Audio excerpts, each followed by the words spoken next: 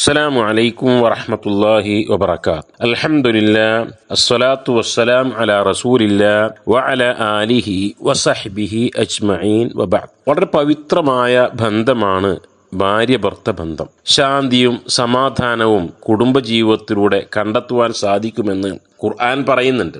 അതേപോലെ തന്നെ കൺകുളിർമ കുടുംബജീവിതത്തിലൂടെ ലഭിക്കുമെന്നും വിശുദ്ധ ഖുർആൻ പറയുന്നുണ്ട്. വിശ്വാസികളായ സൽക്കർമ്മികളായ ദമ്പതികൾ ഒരുമിച്ച് റബ്ബെ അവരെ സ്വർഗത്തിൽ പ്രവേശിപ്പിക്കണേ എന്ന് മലക്കുകൾ പ്രാർത്ഥിക്കുമെന്നും വിശുദ്ധ ഖുർആൻ പറയുന്നുണ്ട്. എന്നാൽ ഇത്ര പവിത്രമായ ബന്ധമാണെങ്കിലും ചിലപ്പോഴൊക്കെ ആ ബന്ധങ്ങൾക്കിടയിൽ വിള്ളലുകൾ ഉണ്ടാകുവാൻ, വിടവുകൾ ഉണ്ടാകുവാൻ, അങ്ങനെ തകരുവാൻ സാധ്യതയുണ്ട്. പലപ്പോഴും അതിനുള്ള കാരണങ്ങളൊക്കെ മാന്യമായ അർഹമായ കാരണങ്ങളാണെങ്കിലും അധികവും വളരെ നിസ്സാരമായ, ഒരിക്കലും ത്വലാഖിന്റെ കാരണമായി തീരുവാൻ പാടില്ലാത്ത ചിലതാണ് എന്ന് നമ്മൾ മനസ്സിലാക്കണം. മാന്യമായ കാരണങ്ങളാണ് എങ്കിൽ ഔ തസ്രീഹും ബി ഇഹ്സാൻ, നല്ല നിലയിൽ ത്വലാഖ് ചെല്ലുക എന്നതാണ്. അതിന്റെ പ്രത്യേകമായ ഘട്ടങ്ങളൊക്കെ ഖുർആൻ പറയുന്നുണ്ട്.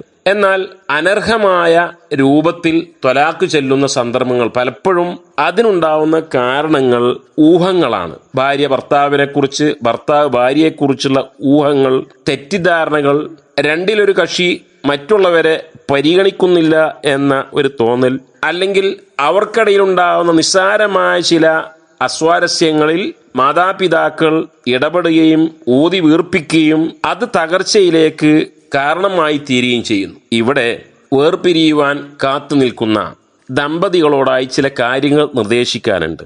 ഒന്ന്, മനുഷ്യന്റെ ജന്മശത്രുവായ ഇബ്ലീസിന് ഏറ്റവും പ്രിയങ്കരമായത് ഭാര്യ ഭർത്താക്കന്മാർക്കിടയിൽ ത്വലാഖ് സംഭവിപ്പിക്കുക എന്ന കാര്യമാണ്. അതുകൊണ്ട് തന്നെ ജന്മശത്രുവായ ഇബ്ലീസിനെ സന്തോഷിപ്പിക്കുന്ന ഒരു പ്രവർത്തനവും നമ്മിൽ നിന്ന് ഉണ്ടാകുവാൻ പാടില്ല എന്ന് ഇരുവരും തീരുമാനിക്കണം. പലപ്പോഴും കാരണങ്ങൾ ഊഹങ്ങളും തെറ്റിദ്ധാരണകളും ആയിരിക്കുമെന്ന് പറഞ്ഞുവല്ലോ. വിശുദ്ധ ഖുർആൻ പറയുന്നു, ഇന്ന ബഅദ-ളന്നി ഇസ്മുൻ, ഊഹങ്ങളിൽ മിക്കതും പാപമാണ് എന്നാണ്. അതുകൊണ്ട് തന്നെ ഊഹത്തിന്റെ പിന്നാലെ പോകരുത്. ഒരു കാര്യം നാം വളരെ വ്യക്തമായ തെളിവുകളുടെ അടിസ്ഥാനത്തിൽ മാത്രമേ സ്വീകരിക്കുവാൻ പാടുള്ളൂ. തെറ്റിദ്ധാരണകളും ഊഹങ്ങളും സ്വീകരിച്ച് കുടുംബ തകർച്ചയിലേക്ക് പോകുമ്പോൾ അതുവഴിയെ വലിയ പാപഭാരമാണ് നാം ഏറ്റുവാങ്ങുന്നത് എന്ന് മനസ്സിലാകണം. ഇവിടെ രണ്ടുപേരും മനസ്സറിഞ്ഞ് ചോദിക്കുക, താൻ മറുകക്ഷിയെക്കുറിച്ച് പറഞ്ഞ ആരോപണങ്ങൾ അത് തീർത്തും 100% ശരിയാണ് എന്ന് റബ്ബിന്റെ മുമ്പിൽ സത്യം ചെയ്തു പറയുവാൻ ഇരുവർക്കും സാധിക്കുമോ? അല്ലെങ്കിൽ തന്റെ ഭാഗം 100% ന്യായമാണ്, മറുകക്ഷി തീർത്തും വാസ്തവ വിരുദ്ധമാണ് പറയുന്നത് എന്ന് റബ്ബിനെ ഓർത്ത് ആർക്കാണ് പറയുവാൻ സാധിക്കുക?